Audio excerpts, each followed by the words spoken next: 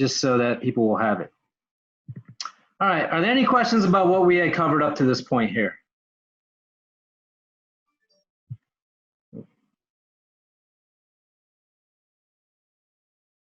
All right, if there are no questions, then I'm going to go ahead and continue on with the example, right? So the next thing that we need to do is figure out our total damage cost and our total abatement cost so that we can figure out the pollution cost.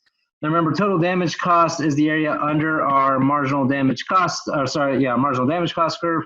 Then total abatement cost is the area under our marginal abatement cost curve, right? So that's what we're going to be calculating here. Right, now remember that we hit the x-axis here at 150, right? So using these dimensions here, we can calculate the areas of these triangles. So total damage cost is equal to 1/2 of that difference between 60 and 0, or the base of that triangle, times the height of that triangle, which is 180.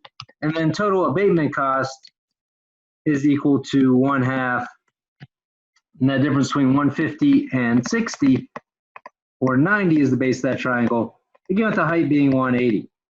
So if you run those numbers into your calculator, you should get 5,400, and you should get 8,100. You add those up, you get 13,500 as your total pollution cost, again, which is just your damage cost and your abatement costs added together, right? Are there any questions at all about how to do that example?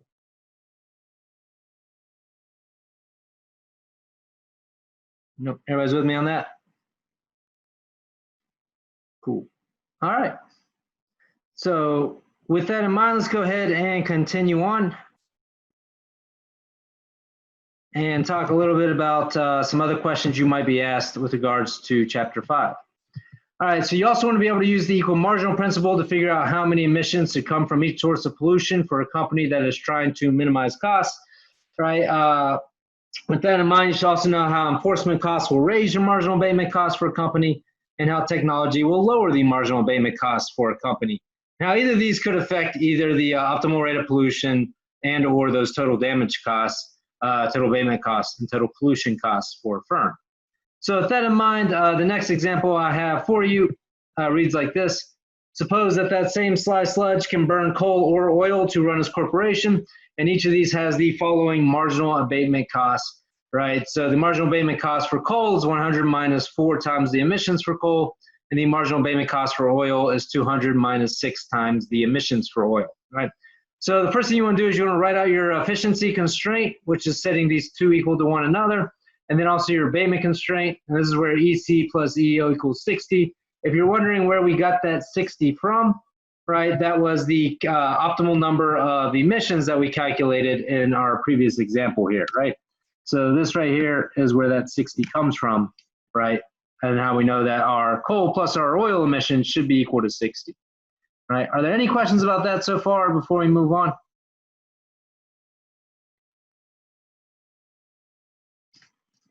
Nope. All right. So again, you might get an equation that looks like this, or a set of equations that look like this. And once again, you want to make sure that you plug in that constraint where EC plus EO is equal to 60, right? So EC is equal to 60 minus EO is that as a constraint there once you flip that equation around, right? So again, just set the two equations equal to one another. So we got 100 minus 4 times E sub C is equal to 200 minus 6 E sub O.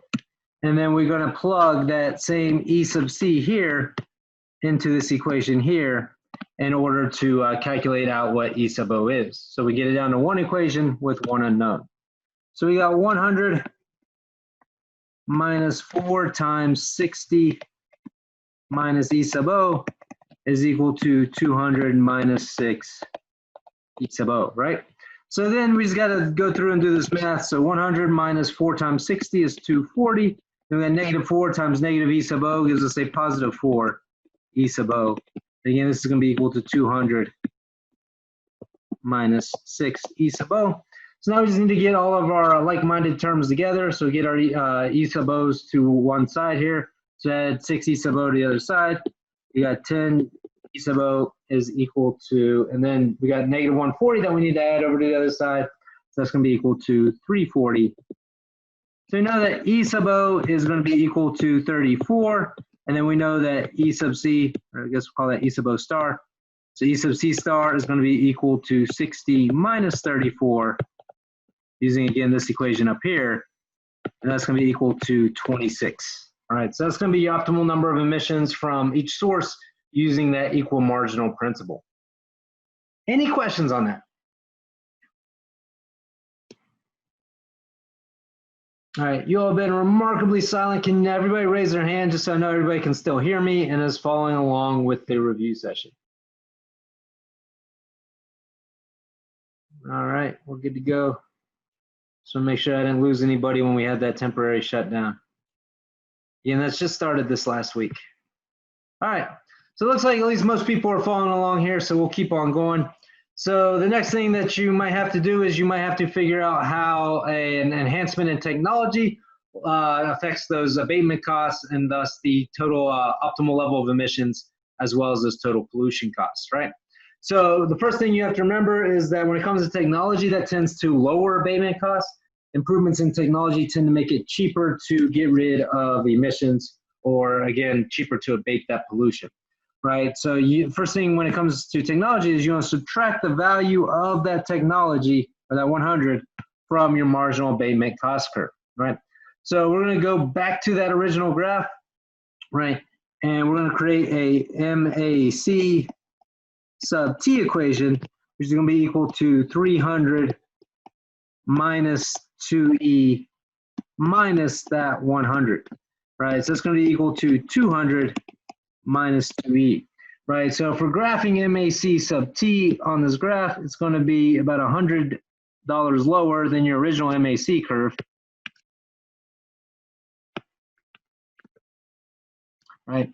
And so that is going to be equal to, or that's going to start up here at 200, and it's going to hit that x-axis right here at 100, right? Again, if you set E equal to 0, you can solve MAC sub T to be equal to 200. If you set MAC sub T equal to 0, you can solve the optimal level of emissions to be 100, right?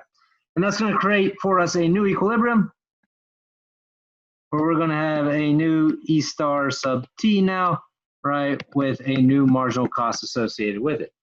So again, the trick here is to just subtract that 100 from your marginal abatement cost curve. So minus 100 there, in order to get your MAC sub T curve. And you just set that equal to MDC just like you did previously. So 3E is equal to 200 minus 2E. Again, get your E's to one side. So we got 5E is equal to 200. We know that E star sub T is going to be equal to 40.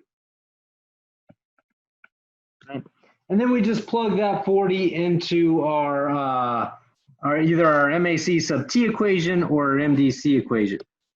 So we plug it into MAC sub T, that's going to be equal to 200 minus 2 times 40, or 200 minus 80, which is 120. If you plug it into MDC, it's going to be equal to 3 times 40, also equal to 120. So we know 120 is what goes there.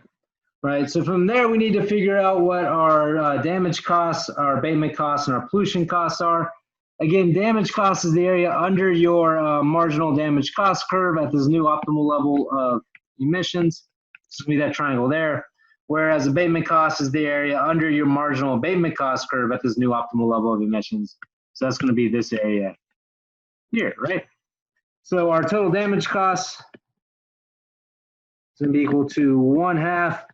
The base of that triangle is 40, and then the height of that triangle is 120. So again, that'd be 1/2 of 40 times 120, which is equal to 2,400. And then total abatement cost is equal to 1/2 of, again, you're looking for the difference between 100 and 40. As the base of that triangle, or 60, times that height of 120, right? So that should be equal to 3,600. Right, you add those two together and you get 6,000. So notice that this improvement in technology has not only shifted your marginal abatement cost curve to the left, and created a new equilibrium with less emissions, but it's also reduced your damage costs, your abatement costs, and your pollution costs. And that should make sense, right? Because we reduce the number of emissions, that's why the damage to the environment is lower. But we've also made it cheaper to abate emissions, that's why the abatement cost is lower, and that's why your total pollution cost is lower. Any questions at all here about how to calculate this?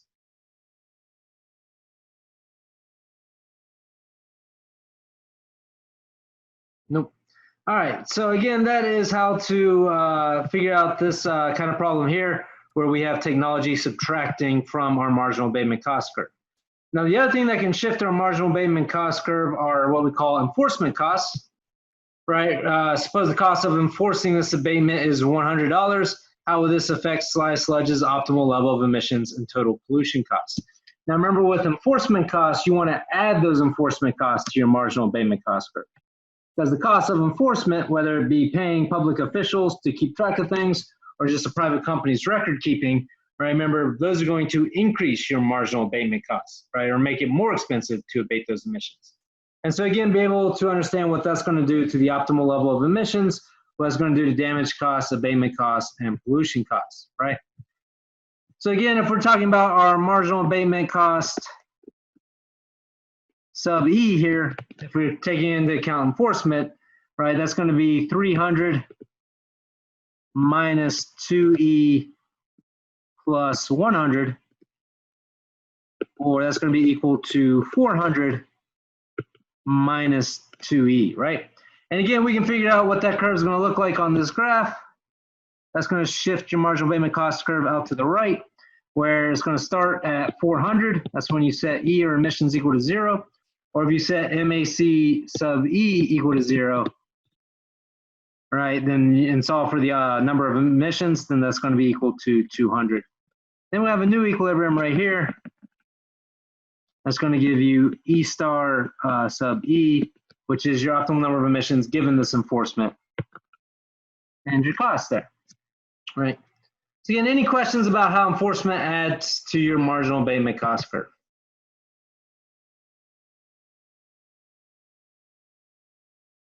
Nope. All right, so from there, you know the game. Just set that equal to your marginal damage cost curve. So 3E is equal to 400 minus 2E. Get all your E's to one side. We got 5E equal to 400, right? So we know that E star sub E is equal to 80 now. Notice that your optimal number of emissions have gone up because it's more expensive to get rid of them, right? And then you can plug that 80 into either of those equations, right? Again, your MAC sub E equation, again, make sure you plug it into that new one that you just created. So that's 400 minus 2 times 80, or 400 minus 160, which should be equal to 240. Or your MDC equation of 3 times 80, also equal to 240. So you know that's what goes there, right? And then from there you can figure out the total damage cost, the total abatement cost, and the total pollution cost, right? Remember that the damage cost is the area under that marginal damage cost curve. So now you're looking at the area of this triangle here. And so total damage cost, we're going to do it up here, is equal to 1/2 the base of that triangle, which is 80, times the height of that triangle, which is 240. And then total abatement cost is equal to this triangle one right here, for the area under your marginal damage cost curve. So that's 1/2 of 200 minus 80, or 120 is the base, times the height of 240. Right, so again, if you calculate that out, that should give you 9,600 here, and that should be 14,400 here. So that's going to give you a total of 24,000. Again, notice that the damage costs, the abatement costs, and the total pollution costs have increased when you throw in these enforcement costs, because it's increased the number of emissions. That's what's going to increase the damage that those emissions are causing to the environment. That's what makes your total damage costs go up. It's also more expensive to get rid of emissions. That's why your abatement cost goes up. That's why your total pollution costs will be higher. Any questions about how technology or enforcement costs influence that optimal level of emissions? Nope. All right, so we have calculated out the optimal level of emissions, the damage cost, the abatement cost, and the total pollution cost 3 times now. So you can be pretty sure that that's going to be on the final exam in some form or fashion, right? So again, you know that's going to be on the final. Make sure you know how to do that. All right. Any final questions there, knowing that?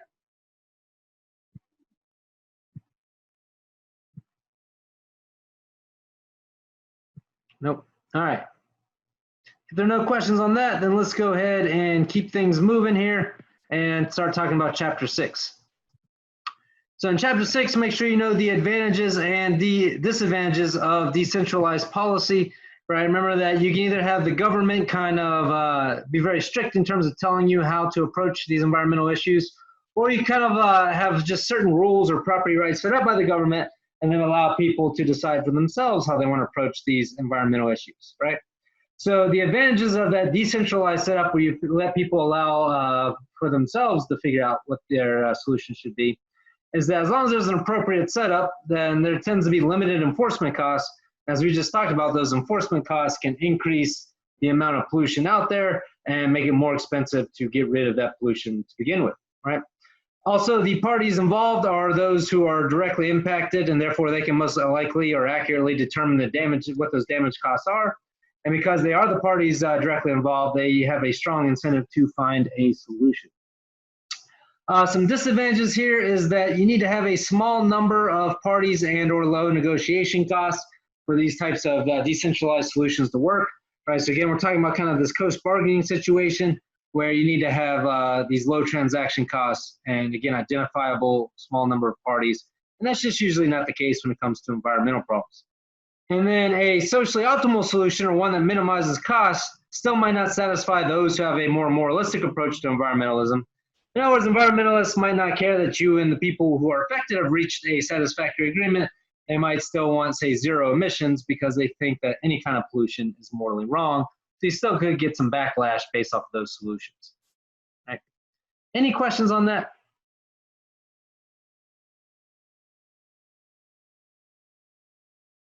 Nope. All right.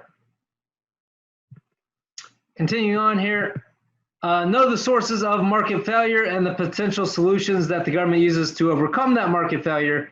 So he talked about how a lack of competition can lead to monopolies, and monopolies can hold back output and raise price higher than what the socially efficient price should be. And again, we'll have an output that's lower than what the socially efficient output should be. We also talked a little bit about natural monopolies. That's where companies have a large economies of scale to where the fixed costs are high, but then the marginal cost of adding other customers is low, right? Meaning that it's going to be very hard for anybody else to jump in the market and compete with these companies. So we talk about how the water company might spend a lot of time and effort setting up water pipes throughout the city, right? But then in order to turn somebody's water on, you just got to make a call and they turn the water on with a switch where they're located. It's pretty cheap and easy to add another customer on there. I mean, that new customers aren't going to be able to compete with a bigger company that's already been in existence, right? So we talk about some of the government ways in order to overcome these issues. Antitrust laws and regulations keep companies from working together to form a monopoly or gain that monopoly power. And in the case of natural monopolies, in many cases, the government provides things like our water or our power, or again, they contract out to a specific company to provide it for us, right? Lack of information is another potential source of market failure. Again, we assume that people have the information necessary to make good decisions, but this isn't always the case. And the government can overcome this particular issue through regulation and enforcement, right? In other words, force a certain amount of information to be provided, right? And have regulations in place to make sure that it is. We talked about how the Food and Drug Administration is there to make sure you know what the side effects of all your drugs are and to make sure that your food is safe. But we also talked about how there's a side effect of having them be the only ones enforcing such things. Again, the lack of competition here among these regulators means that they might take longer and it might cost more in order for it to happen. Right, we talked about it takes over $100 million and at least 11 years for food to make it, or drug, food or drug to make it through the FDA approval process. Right. We also talked about externalities. So like negative externalities is when the market will produce too much because the production has this negative external effect. We talked about that in chapter 4. And a way to solve that is with these Pigouvian taxes, or taxing the amount of the external harm being created. But remember, it's difficult to know how much that is. Positive externalities result in the market producing too little or less than we'd want the market to produce, right? And with that in mind, again, the solution to that might be a Pigouvian subsidy, right? But again, it's hard for the government to know exactly how much that subsidy should be, right? And then finally, we talk about public goods. Remember, those are goods that are non-rival in consumption and non-excludable. It's those two key characteristics that make a good a public good. And the way for the government to provide public goods is to tax us and provide what they think the optimal amount is. Again, it's kind of hard for them to know what that amount is, but it might be a way for them to solve that problem. Remember that the market can also provide public goods by tying it to a private good, as we talked about with our radio broadcasts and advertising, or lighthouses and docking fees. All right, so any questions on this market failure before we move on?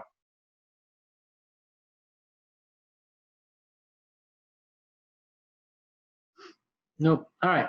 So remember, wherever there is market failure, there tends to be government solutions, but wherever there are government solutions, there also tends to be government failure. So know these sources of government failure, or the inefficiency that results from the ways that government officials make decisions when interacting with the economy. We talked about how the government suffers from a lack of profit motive, so they don't have an incentive to keep costs and prices down or to keep their customers happy. We talked about how government service tends to be less efficient than private service.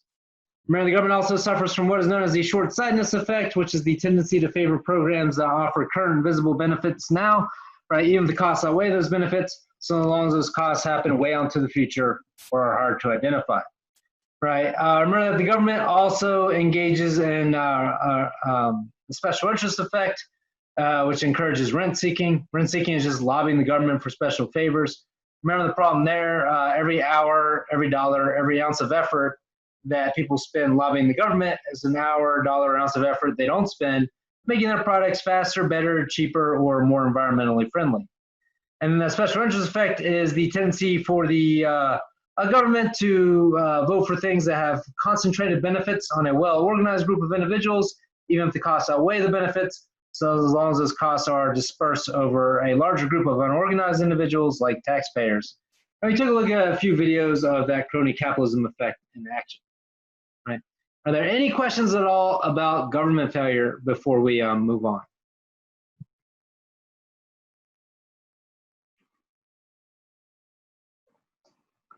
All right. If there are no questions on any of that stuff, then let's go ahead and continue on with what I think most people are here for, and that is the mathematically intense parts of Chapter 6. So to be able to figure out how an effluent tax on emissions affects a firm's level of emissions in the case of a single firm, and another way to do that is to set the marginal abatement cost equal to the tax in order to get that optimal level of emissions. And then you need to be able to calculate the cost to the firm. That includes the tax cost, or the tax revenue that the government would collect from the firm, and also the firm's abatement costs.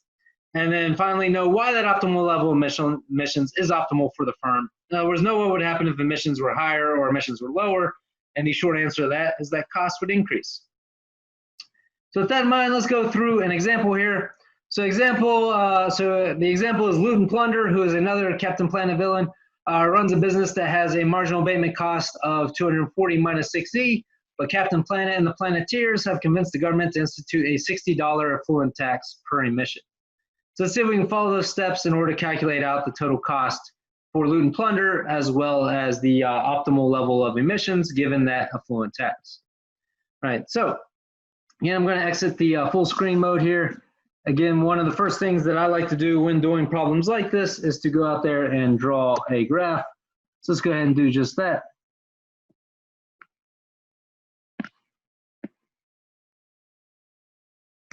All right, so we got dollars and we got emissions, right? We know that we have a marginal abatement cost curve that looks something like this, right? We know that the marginal abatement cost curve is going to start at 240. right, by setting that number of emissions equal to 0.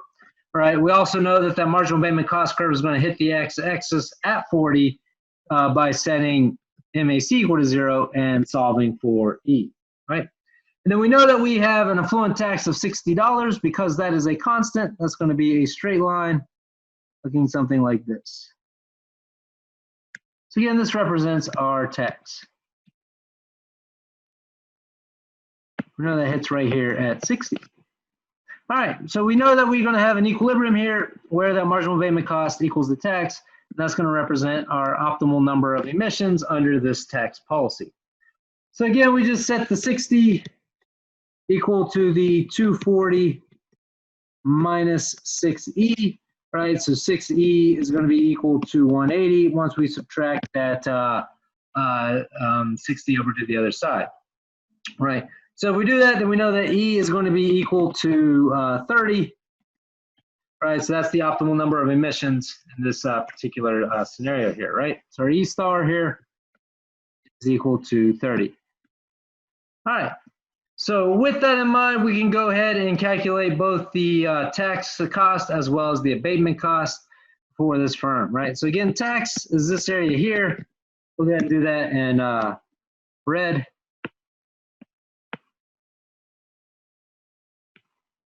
So it's the area of this rectangle, right? Or the way to think of it is that this firm is still emitting 30 units, right? So it's 30 emissions times a tax of $60 per emission, right? So you should be able to figure out that tax cost of $1,800. And then we're going to add to that the abatement cost. And the abatement cost is just the area of this triangle here, or again, the area under the marginal abatement cost curve, which I'll just abbreviate here with A, right, when we're at that optimal number of emissions. So again, the rule in terms of how to find this hasn't changed. Total abatement cost is always the area under that marginal abatement cost curve, right, which again is this curve here that we originally drew. All right, so we're going to add to the tax cost our abatement cost, which is 1/2. Again, the base of that triangle is 40 minus 30 times the height of that triangle, which is 60. It's going to be 1/2 of 10 times 60, or 300. It's going to give us a total pollution cost equal to 2,100. Right. So again, it's not too hard to figure out if it's a situation involving one firm under an effluent tax. Right. Are there any questions at all about how to do this kind of problem?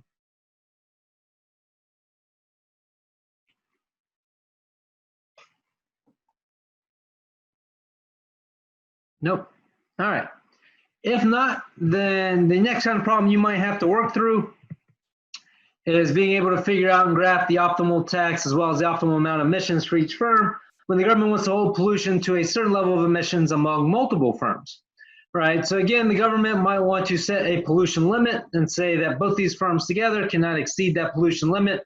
From there, according to the firm's two marginal abatement cost curves, they can figure out what their efficient level of pollution is by setting those two marginal abatement cost curves equal to one another.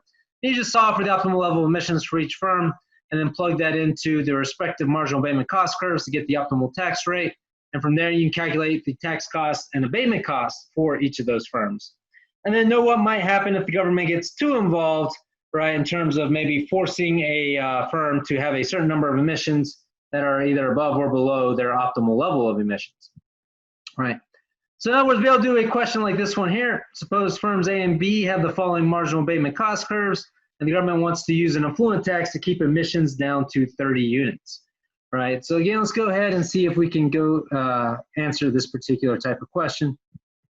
So again, you might want to set up your equations here. We know that the government wants to keep emissions down to 30 units. That's how we get that formula there, right? Again, rearranging that formula, we can say that EA is equal to 30 minus E sub B here, right? Any questions about what we're doing so far? All right. If not, then let's go ahead and draw ourselves some graphs. Again, that's usually where I think it's easiest to start. So we got two firms here, so we're going to be drawing two graphs side by side. And again, on both graphs, we're measuring dollars on the vertical axis and emissions on that horizontal axis, right? So both curves have a marginal abatement cost curve. So this is going to be our firm A here. And this is going to be our firm B. All right, so marginal abatement cost for firm A is going to look something like this. Right. Again, we're going to know where it's going to hit that y-axis by setting our E equal to 0, right? And then our marginal abatement cost for firm A is at 120. Again, we can figure out where it hits the x-axis by setting MAC sub A equal to 0. We set that equal to 0 and solve for E, that should be equal to 40. So if unregulated, this firm would produce 40 emissions. Firm B is going to have a much steeper marginal abatement cost curve that's going to start out much higher. So we're looking to try to draw these things to scale. You might want to take note of that, right? So remember, that's going to start at 280. Again, if we set E equal to 0, right, that's what's going to be the marginal abatement cost. And then if we set MAC sub B equal to 0, so this curve here, right, is going to hit the x-axis at, again, 40 units. So again, if unregulated, they would produce 40. So the two of them together would produce 80, except the government wants to keep the total number of emissions down to 30, right? Any questions on that?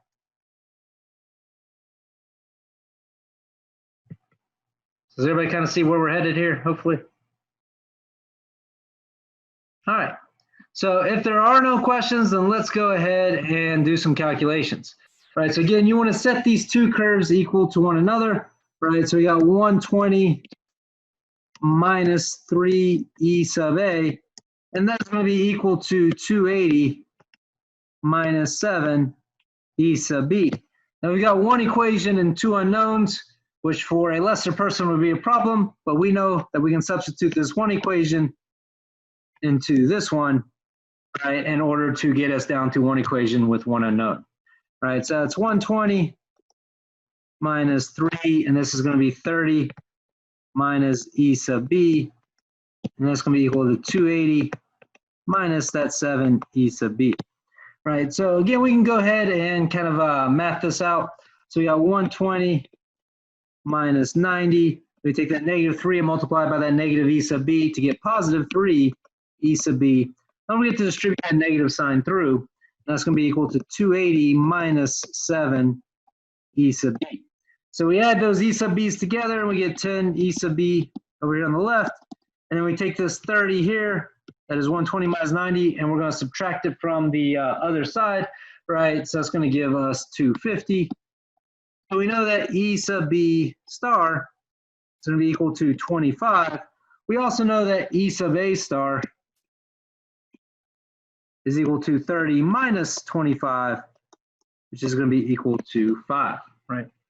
Any questions about what we did there? All right, everybody sees how to do that? Cool. All right, if there are no questions about that much, then remember the next thing is you want to plug those into your respective marginal abatement cost curves in order to figure out what the optimal tax should be.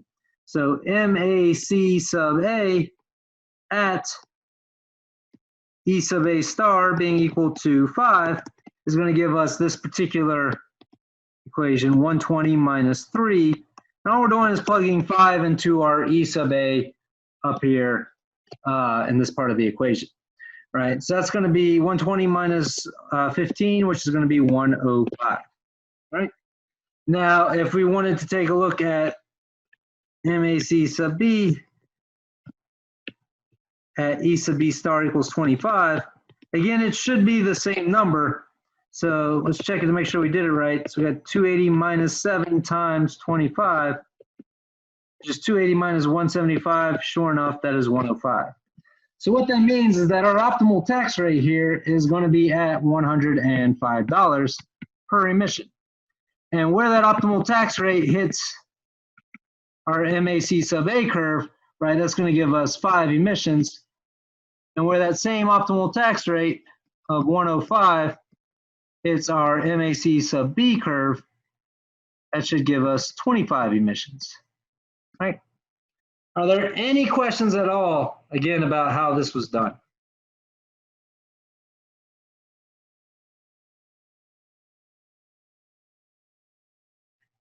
Nope. All right. So with that in mind,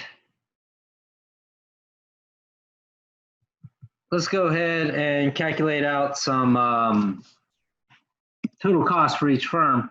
Right. So remember, total cost is just going to be your tax for firm A plus your abatement for firm A. That's going to be the total cost for firm A, right?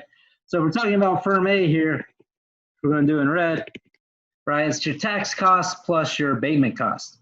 So your tax cost is $105 per emission times the 5 emissions that firm has, right? Plus the abatement cost, which is 1/2 times the base of that triangle, which is 40 minus 5, times the height of that triangle, which is 105, right? And so if you throw that stuff into your calculator, you should get 2,362.5. This is one of those problems that it's kind of hard to get the numbers to be easy, but in any case, that's what it would look like, right? Then you do the same thing for firm B. So for firm B, again, you're looking for the tax cost for B plus the abatement cost for B, right? So for firm B, which we'll do in blue, again, it's $105 per emission, but firm B has a lot more emissions, 25, plus 1/2. The base of that triangle is 40 minus 25, or 15, and the height of that triangle is still 105.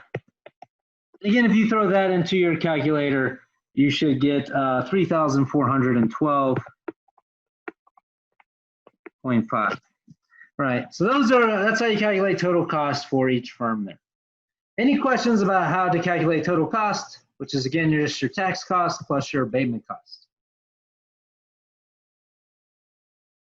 And again, this is pretty similar to the type of problem that you saw at the last question on the homework assignment. If you haven't done the homework assignment yet, this is another good explanation of how to do it.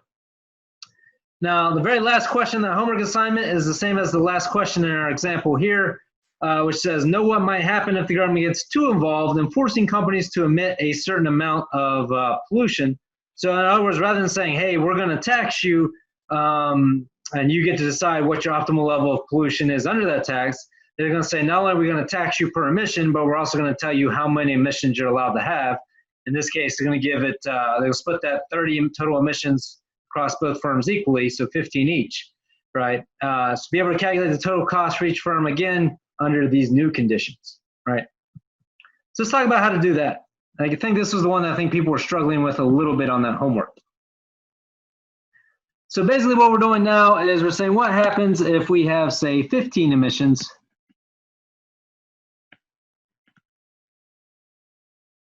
Right. In order to figure that out, we need to go ahead and see where that's going to hit our marginal abatement cost curve for firm A. So MAC sub A at E equals 15, which is not the optimal level of emissions, but now the one mandated by the government, right, is equal to 120 minus 3 times 15. Again, just plugging 15 for E sub A into our MAC sub A equation. And that's going to be equal to 75. So 75 is what you'd find right there, right? So with that in mind, we can still calculate out our tax cost plus our abatement cost in order to get our total cost, right? So tax cost is $105 per emission times the 15 emissions. So we're still charging people the 105 per emission, but now we're charging across those 15 emissions, right? So that's your total tax cost. And then the abatement cost is now this area here, right? Or the area of that triangle. That's the new abatement cost for this firm, right? Or firm A. So the tax cost is now 105 times 15. And then the abatement cost is 1/2 the base of that triangle, which is 40 minus 15, times the height of that triangle, which is 75. And again, if you calculate that out, you should get 2,512.5. So again, notice that 2,512.5 is a lot higher than that 3,000 or that 2,362.5 that we had calculated earlier.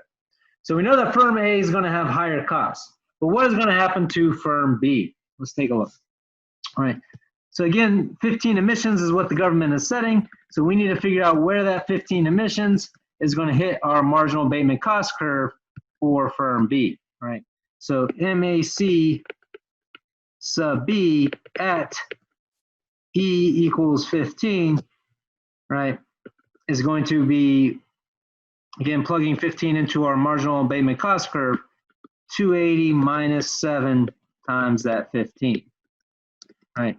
So it's going to be 280 minus 105, which is 175. So 175 is what goes up here, right? So again, we need to figure out the tax plus the abatement under these new conditions. So we're still charging 105 for each emission. So the tax cost is now just this smaller box here of 105 times 15. But the abatement cost is now the area of this triangle here. That's your new abatement cost here for firm B, right? So that's 1/2 the base of that triangle, which is 40 minus 15, times the height of that triangle, which is 175. And that should give you a grand total of 3,762.5, right? And again, if you compare that to our original total of 3,412.5, right, you'll notice that your costs have increased for firm B. So both firm A and firm B have experienced higher total costs as a result of this new heavy-handed government policy of forcing everybody to have 15 emissions. And the reason why that's problematic is because you still have 30 emissions total, whether you had 15 and 15 or whether you allowed them to operate at their optimal level of 5 and 25. So you haven't made the environment any cleaner. You just increased the cost of the firm for complying with these regulations. And indeed, that's what happens if you don't allow them to operate at the optimal level of emissions, which is the level of emissions that reduces those costs. All right. Are there any questions about how to do a problem like this, either on their homework or on the exam coming up?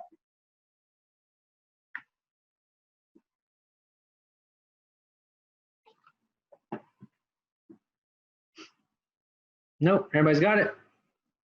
Cool. All right. Well, everybody's got it, then we're almost through the worst of the math. We got one more big one to go. Remember, the last big math problem we did was being able to calculate and graph the optimal amount of emissions for each firm, the permit trading price, and the final permit selling price for each firm in a cap and trade system of tradable pollution permits. Right. So again, you're going to set the two marginal abatement cost curves equal to one another and substitute in your abatement constraint. Right. But this one, you've got to not only solve for the efficient level of emissions, but then figure out who is buying and selling permits, what are the what's the permit trading range, and the final permit selling price. And then again, use that to figure out what happens to the total cost for each firm, both maybe before and after trade. And this is what you had to do in your discussion session assignment for week 9. So imagine getting a problem like this. Suppose firms A and B have these marginal abatement cost curves. Now the government has set a pollution cap at 100 total permits and has allocated 50 permits to each firm. Again, how should we solve a problem like that? Right. Well, let's go ahead and get started here. Once again, the first thing you might want to think about doing is rearranging this equation. EA is equal to 100 minus E sub B. And then again, of course, you might want to think about drawing a graph.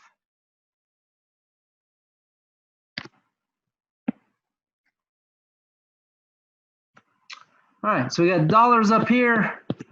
All right, we got emissions over here. All right, now again, you're going to go ahead and plug in your marginal abatement cost curve for firm A.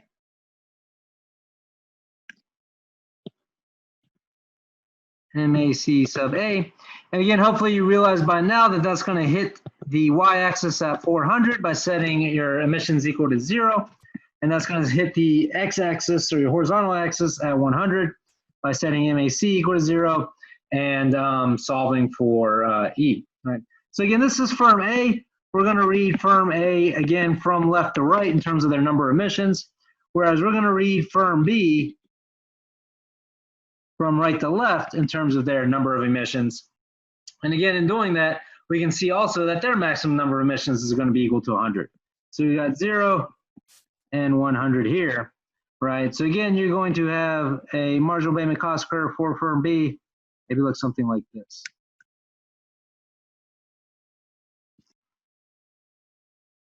Okay, I think I saw something come up in the chat.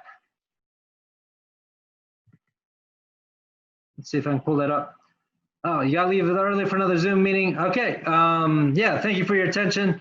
Feel free to go ahead and go. And again, I'll post the recording later. Remember, there's already a recording posted of me doing all this without the technical failure if you want to skip it. So yeah, feel free to check that out. Cool, all right.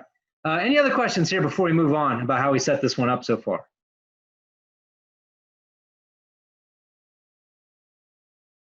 Okay, so again, we might want to go ahead and figure out what that optimal level of emissions are for each firm, right? So the way we do that is again by setting these two marginal abatement cost curves equal to one another. So we're going to have 400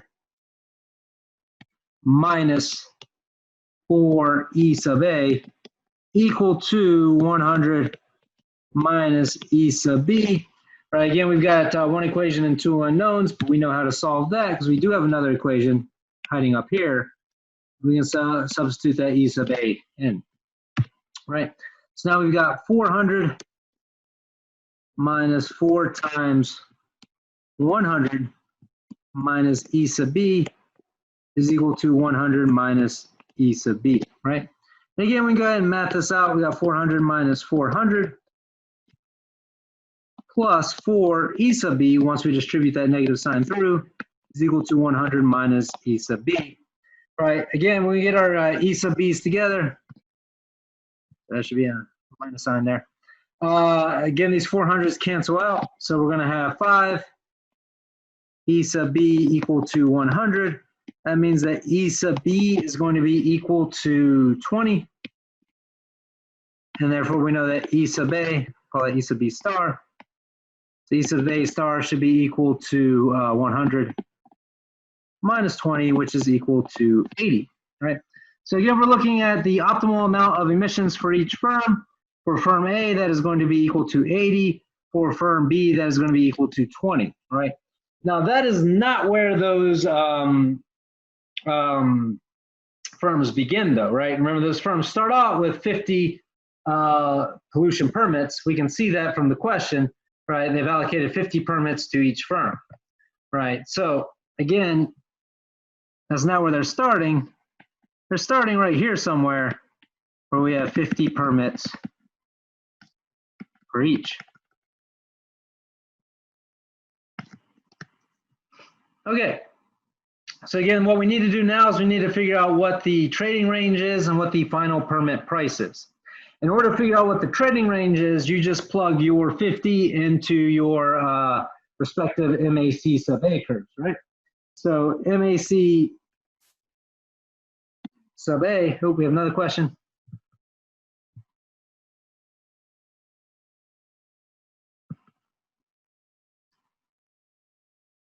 So we think there's a mistake on the last problem. Okay, we'll go back. What is the mistake? Can you hear me? Yeah, go for it. Okay, so for the total cost for B on the last part, when the emissions are equal to 15 for tax, you have 105 times 15. It should be 175 times 15, I think. No, the tax is still 105. The tax hasn't changed. Is still 105? Yeah, so the tax here is still this. Oh, I see. Yeah, so this is your tax cost, but this is your abatement cost there. Okay, so I got confused on that part. Okay, cool. Thank you.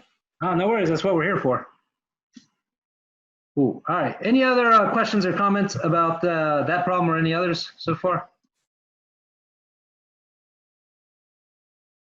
All right, cool.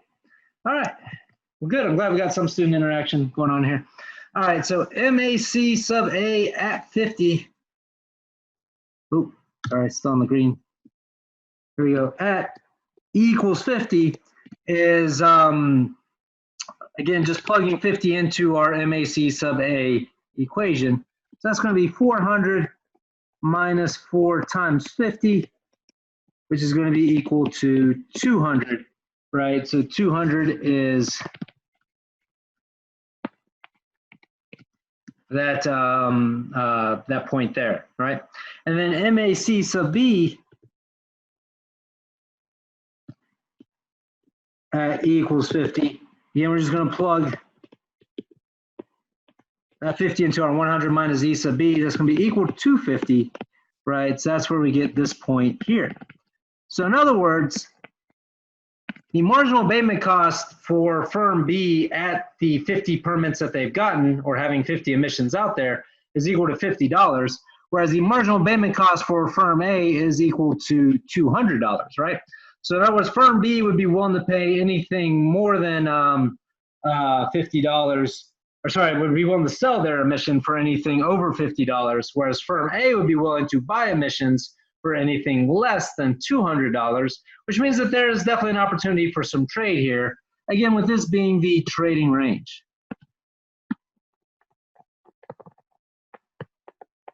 So emissions will be bought and sold for between $50 and $200. Now, we can also calculate what the permit price is for that final permit being bought and sold at the end of that trading range, right? So in order to do that, then we just got to plug in that respective E sub A and E sub B into their MAC curves, right? So in other words, MAC sub A at E sub A star equal to 80 is what we need to figure out in order to get that equilibrium emission price, or permit price. All right, so that's going to be equal to 400 minus 4 times 80, which is 400 minus 320, which is equal to 80. And again, let's make sure we do it right by doing it for firm B as well. And so that's going to be equal to 100 minus 20, which is also equal to 80.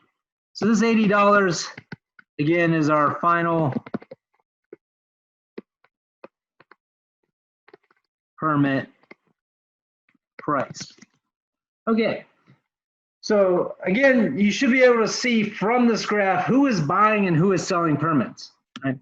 We know that firm A is buying permits because they're going from 50 to 80 emissions here, right? Meaning that they needed to obtain 30 more permits, right?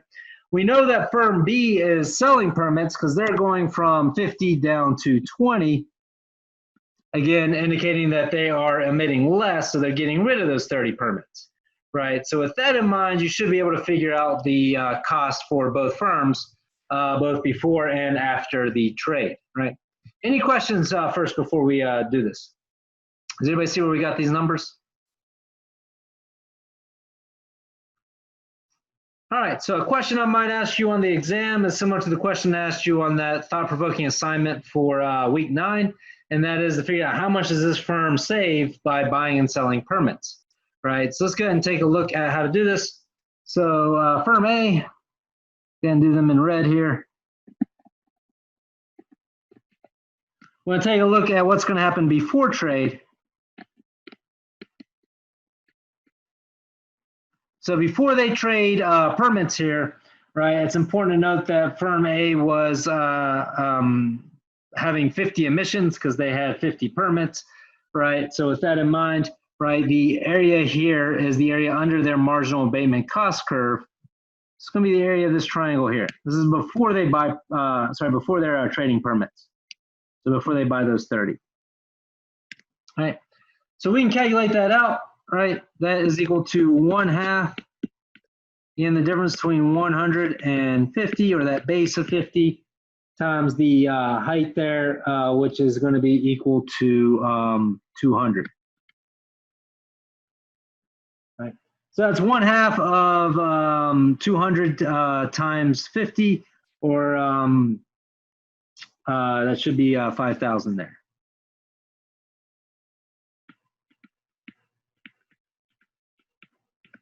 All right, Now we can also figure out their cost after trade. We'll go ahead and do that in, let's do it in blue.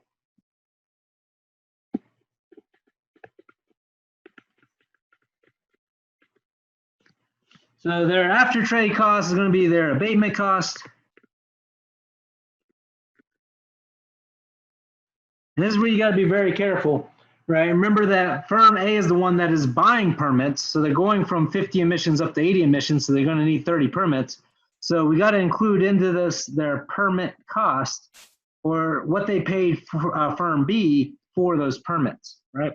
So first things first is we need to figure out their abatement costs when they're at 80, right? So again, that's the area under the marginal abatement cost curve for firm A at 80, right? Or you're looking at this area here. That is going to be their abatement costs, because now they're only getting rid of 20 emissions here. All right, so that's going to be 1/2, right? And that abatement is, again, the base of that triangle is 100 minus 80 times the height there, which is 80, plus the permit cost. Now they are buying 30 permits. And in the problem, I might say, assume that they're buying them for the final permit selling price of 80, right? So again, just to make sure that we know what the price is going to be for each, I might just say, in fact, if I ask you this question on the exam, I will say, assume they're buying it at the final permit selling price, right? So again, if you go through that math, then you should be able to figure out that the cost after trade is 3,200. Compare that to the cost before trade, which was 5,000, and it looks like this firm saves $1,800 here, right? Any questions on that?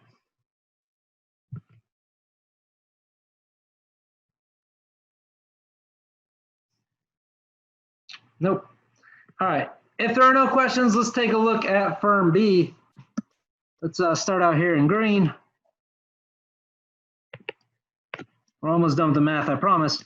So firm B before trade is equal to the area under the marginal abatement cost curve when they're operating at 50 emissions here, right? So you're looking at this area here.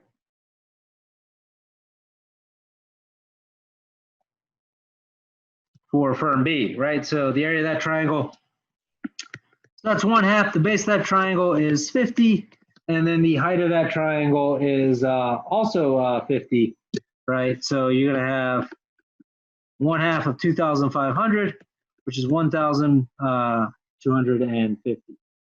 Sorry, there we go. Fix that. All right, now let's go ahead and take a look at the cost after trade here for firm B.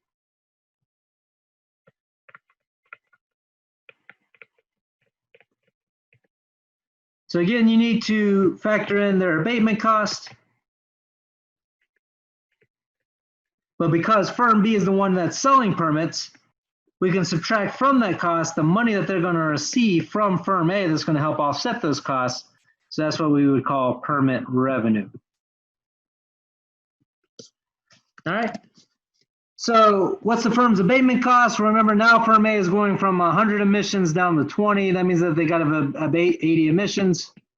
So it's going to be the area under their marginal abatement cost curve at that 20 emission level. All right. So again, it's going to be the area of that triangle there. So it's going to be 1/2 of the base, which is 100 minus 20 times that height, which is 80. And then you're going to subtract from that same amount of money that you added to firm A, right? This is going from firm A to firm B. So that's $80 per permit times 30 permits. And if you go through that math, then you should get 800.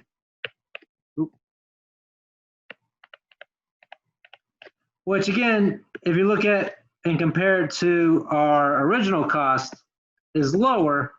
So this firm is going to save $450 by engaging in this permit trade, right? So again, I might ask you on the exam, how much does the firm save by going through this permit trade here? Any questions on that? Is everybody with me? Sweet. All right. So if there are no questions on that, then the last thing we talked about in chapter 6 was understanding the costs and benefits of the different ways we talked about how the government can allocate permits in class. So remember, one way that the government can do is they can give permits to firms with higher abatement costs, right? That's going to be the most efficient in terms of reducing the cost. However, that does reward the least environmentally friendly firms. That might not be the direction you want to head in if you're trying to make people more environmentally friendly as opposed to less.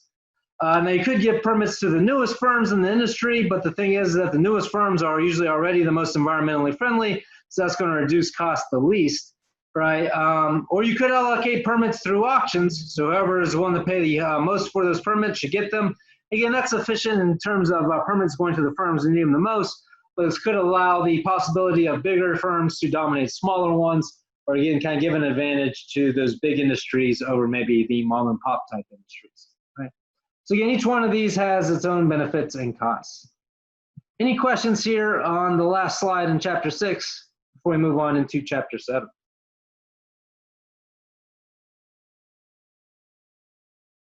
Nope. All right.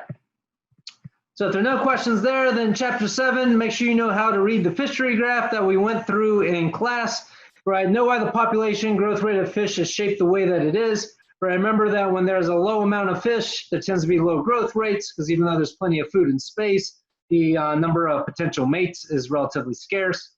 When there is a medium level of fish, it tends to be high growth rates because there's still plenty of food and space and now plenty of mates as well.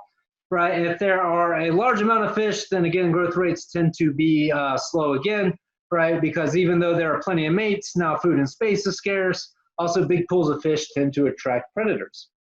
Know which rate of removal will give us the maximum sustainable yield. Remember, that's the most that you can remove at any point in time and still have enough fish left to repopulate back to that level in the future. And that tends to be the height of that growth rate curve. Know which level of effort will maximize profits for fishermen, and that is where marginal revenue equals marginal costs. So remember that profit maximizing rule from chapter 3. Know which level of effort will result in the fishing market being in long run equilibrium.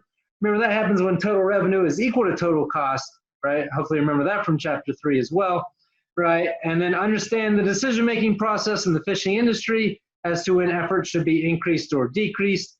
Basically, if firms are fishing or fishermen are making positive economic profits, they're going to be more likely to take boats onto the lake. If they're making negative economic profits or there's losses, they're going to remove their boats from the lake until all firms are making zero economic profit in the long run. All right, so with that in mind, right, if I give you a graph like this, please be able to answer questions about this graph, in particular those questions that we just talked about. So if I were to ask you which removal rate is going to result in the, show here.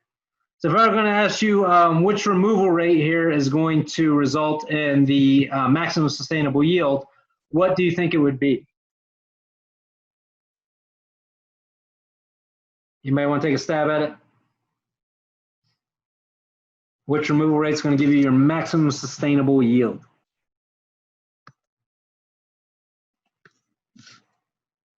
Nobody? All right, nope. We got somebody throwing out an answer in the chat.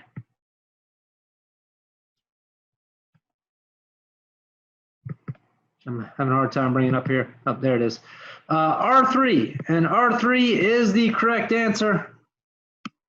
Right, because remember that this curve here represents the growth rate of fish, and as long as your removal rate is at the height of the growth rate, and that means that you can remove the most fish possible while still not having any less fish in the future, right? You can be right back to the number of fish you started before we hit that growth rate, and they can produce that growth rate again. So R3 would be the answer you're looking for there.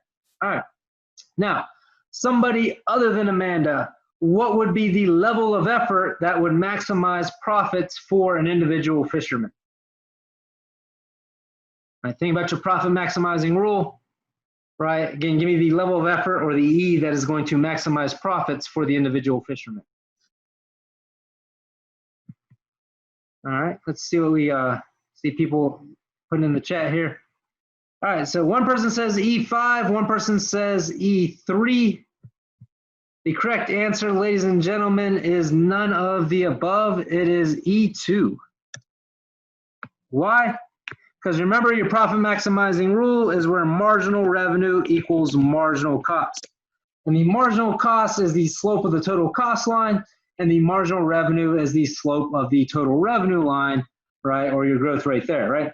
So where the slope of the total revenue line is parallel to the total cost line, right? That's what gives us that point where MR is equal to MC. And that happens right here at this tangent point. So E2 is the level of effort you're looking for.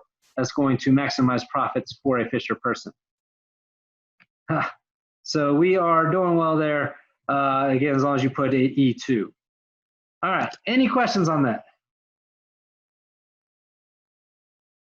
All right, this next one is open to everybody, including Amanda, right? What is the level of effort? So again, the E is what I'm looking for on this one. What is the level of effort that is going to cause the fishing industry to be in long-run equilibrium? Right, what is the level of effort that's going to cause that fishing industry to be in long-run equilibrium? All right, let's see what we put here. All right. So we're going to say E5 is an answer that's being thrown in there, right? So E5 is the answer you're looking for, right? That's where total revenue is equal to total cost, right? So with that in mind, right, again, that's where your economic profit is going to be equal to 0. So where the total cost curve intersects the total revenue curve, right, that's where your economic profit, again, equals 0. And that is where you're in long run equilibrium. Again, anything before E5, right, any level of effort before E5, our total revenue curve, this curve here, is higher than our total cost curve, right? Anywhere beyond E5, total cost is now higher than total revenue, right? So what you want to do is if you're beyond E5, you want to reduce your level of effort to E5. If you're below E5, you're going to increase your level of effort to E5. And that level of effort at E5 is where you're making 0 economic profit. All right, so if I throw this graph on the exam, be able to answer a question like that. Are there any questions on this stuff here?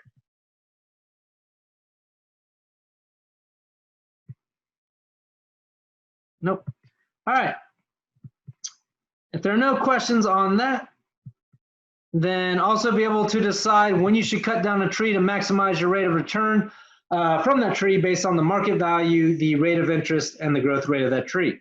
All right, remember that if the growth rate of the tree is higher than the market interest rate, then you probably want to wait to cut that tree down as long as that tree is still growing.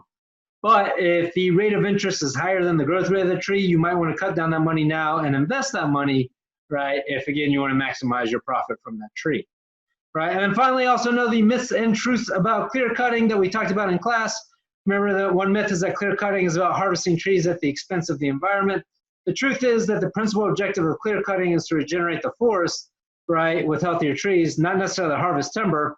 If we want to harvest timber, we'd be focused on that high grading where you take the best trees and leave the crooked or bent trees still there. Right, remember that loggers don't like harvesting those crooked or bent trees because they don't make as much money from them. Another myth is that clear cutting causes soil erosion. In truth, clear cutting doesn't cause soil erosion, but poorly laid out road systems created by loggers do, right? So with that in mind, as long as they're following those best management practices, then a logger will have the opportunity to harvest those trees without causing that soil erosion, right? Another myth about clear cutting is that log companies prefer it because it's the most economical way to harvest timber. Similar to number one, right? Logging companies dislike clear cutting because it forces them to spend time and money cutting down trees they really don't have any use for.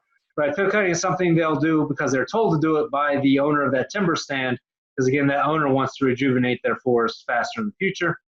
And the final myth was that clear cutting destroys animals' natural habitat. In truth, clear cutting can actually be very beneficial to wildlife by increasing the biological diversity of the forest. Remember, when you clear cut, a lot of trees and shrubs and bushes and stuff like that grow and help attract more animals to that area. Remember, we looked at the prairie warbler or the common yellowthroat birds. We saw their populations increase with the clear cut. more than any other type of cut or no cut at all, right? Any questions about timber management here?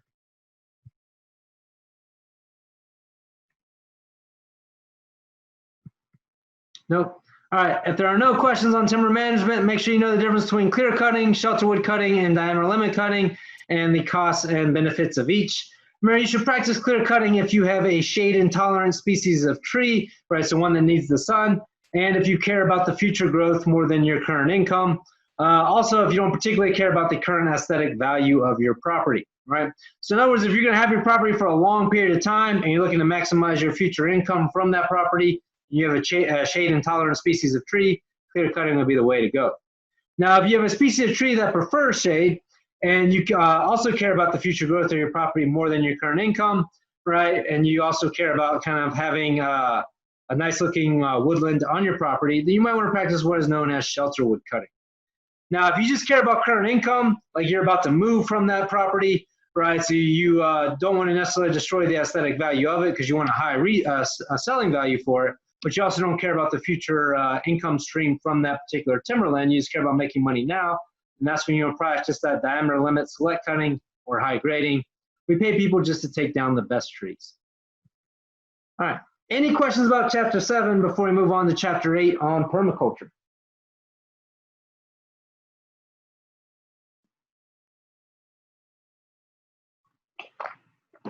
Nope, no Chapter 7 questions. All right, then let's go ahead and keep on rolling here with Chapter 8. Make sure you know the process of commercial agriculture and how that leads to the prevalence of genetically modified organisms, right? Remember that with commercial agriculture, we tend to plant the same crop in very long strips of or a big piece of land, and then we spray that crop with a chemical fertilizer that causes them to grow up into these big nitrogen-rich plants, which attract bugs. So we spray them again with insecticides, then we spray them again with these fungicides or herbicides, right? And unfortunately, those insecticides and herbicides can damage the crops. So we need a crop that is resistant to those insecticides and herbicides. And that's why we create genetically modified organisms, right? Now remember, the benefits of GMOs is that they are resistant to insects and insecticide. They're more tolerant to herbicide. They're more tolerant to extremes of heat, cold, and drought. And all that's going to combine to give you higher crop yields. And because of that, they have saved a lot of lives from starvation by making sure that crops are growing and growing in a way that are cheap enough for people in developing countries to afford. Remember that some scientists have called the invention of GMOs probably the greatest life-saving invention since the smallpox vaccine and the invention of penicillin. Now, another cost of genetically modified crops or food. Remember, it could lead to a possible increase in allergies, although so far it hasn't been shown to cause allergies. However, it could cause allergic reactions if the food you are allergic to is spliced with the food that you weren't previously allergic to. And that's why, again, there's a system in place that makes sure that these things are tested, to know which foods are going to cause what allergies. Now, it could lead to an increase in resistance to antibiotics because antibiotic-resistant organisms are used to help create these genetically modified crops and food. So far, that hasn't shown to be true, but remember, we've only been using this stuff for the past 20 to 25 years. Who knows what might happen after generations of people are consuming this? You know, there could be some truth to that. We need some future testing to be sure one way or another. Now, remember, there was a test that said that it could lead to increase in cancer rates because lab rats were more likely to get cancer when consuming a herbicide-resistant GMO. Unfortunately, though, the results of this test were somewhat biased in the fact that not a lot of rats were used, so the sample size was small, and the rats that were used were rats that were actually more likely to get cancer anyway, right? So even the American Cancer Society is like, we don't know for sure. More research is needed on that one, right? Any questions here about GMOs or the costs and benefits of GMOs before we move on to talk about permaculture?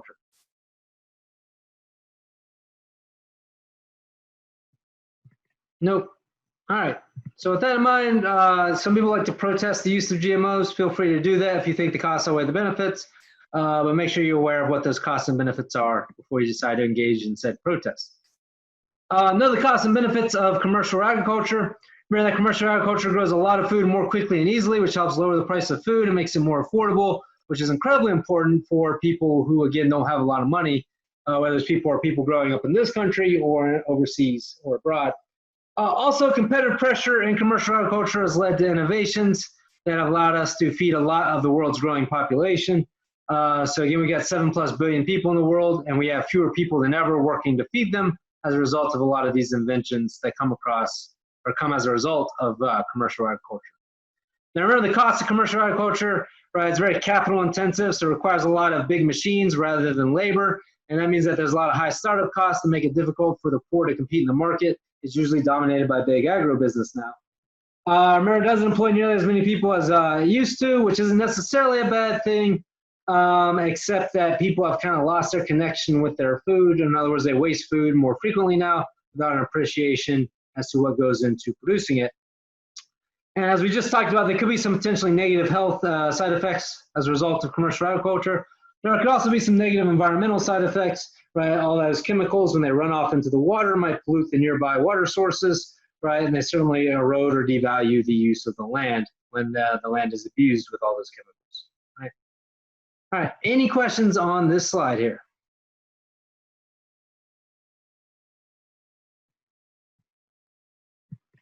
Nope. All right, then know the principles and practices of permaculture, right? With that in mind, remember that one of which is to catch and store energy, all right, whether that's using solar panels to capture that solar energy, or whether it's capturing and storing water in a tropical environment using those 3 S's of managing water, which we talked about on that permaculture farm in Thailand, right? You wanna slow it down, spread it out, and sink it in.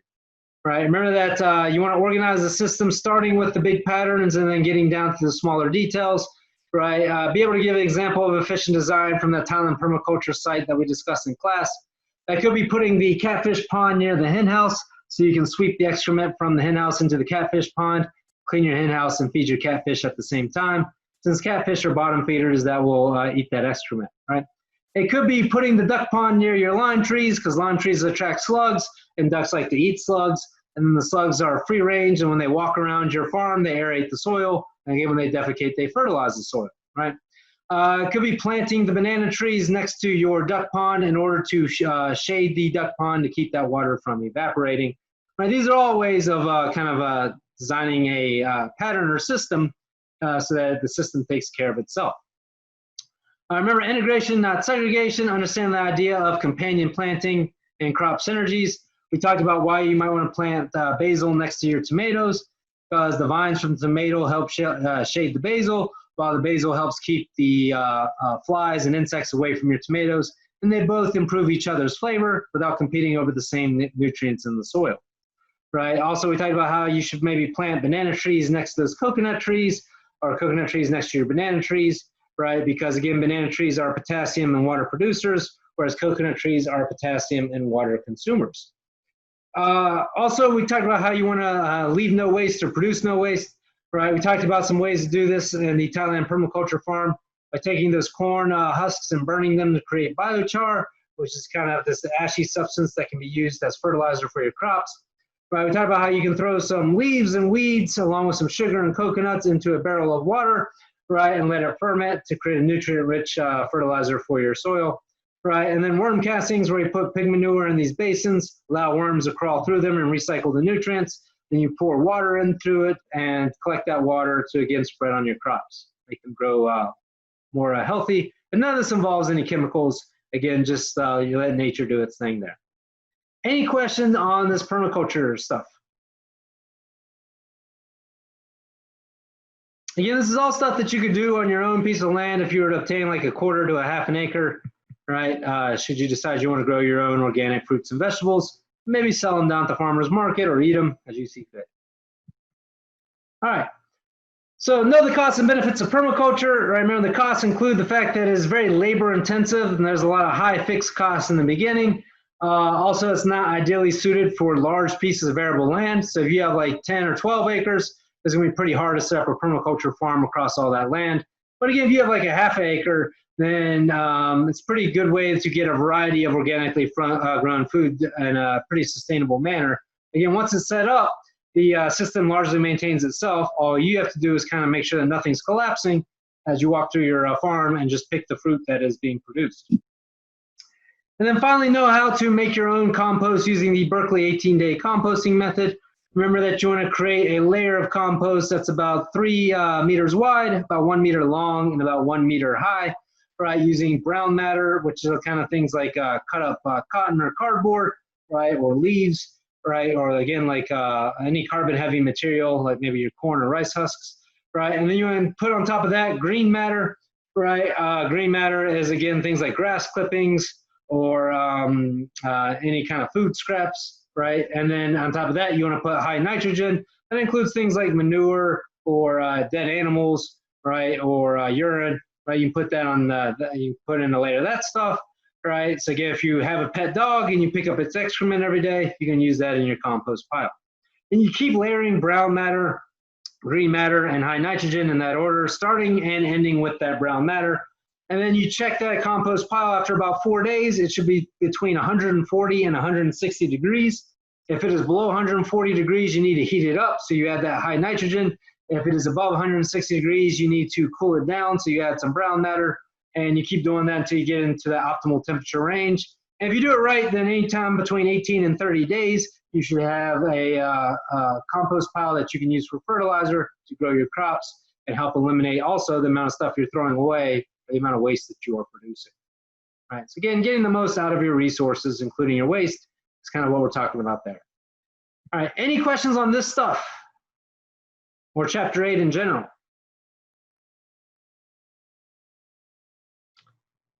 All right, if there are no questions, then that is all that I have prepared for you for today. So that is your review session. Sorry I came in about 15 minutes over time, but with technical difficulties and everything else, I guess I was not too bad there. But in any case, again, that covers all the newest stuff since it's the midterm. If you have any stuff that you want to review from the midterm, I encourage you to check out that review session recording. And as always, just let me know if you have any questions in those Zoom office hours, or you can shoot me an email. I'll be happy to stick around and answer any questions anybody might have, but unless anybody has any questions, again, that's all I have prepared for you. So happy studying. Just let me know if you need anything. Hello. Hey, what's up? I have a question regarding to like something related to the homework about, I think it's chapter 5. And like Okay. the questions on the homework said like, oh, what is like the total pollution cost when it's unregulated? I didn't understand how to do that. I know so how the to. unregulated is at the maximum number of emissions, right? So can you still see my screen here? Yeah.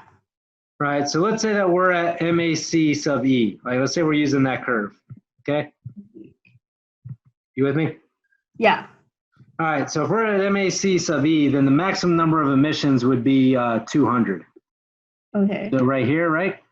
So if you need to figure out what's the total pollution cost at 200, then you need to figure out the marginal damage, you need to figure out the total damage cost at 200, right?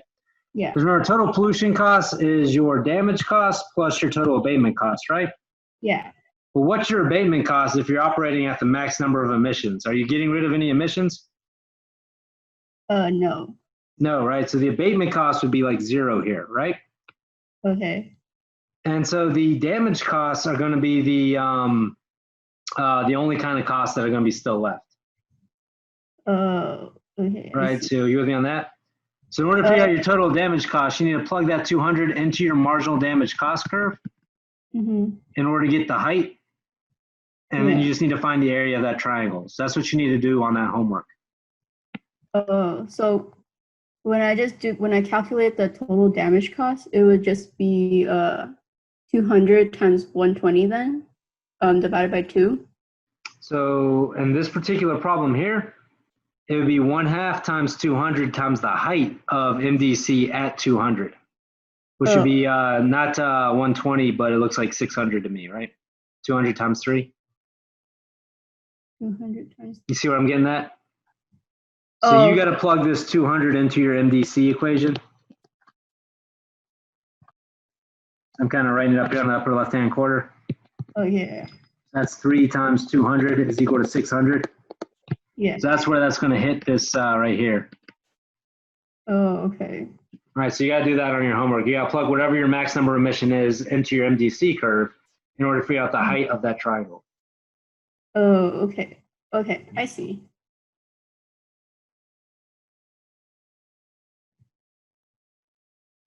All right. Thank you. Yep, you're most welcome. Have a good day. Yep, you too. Take care.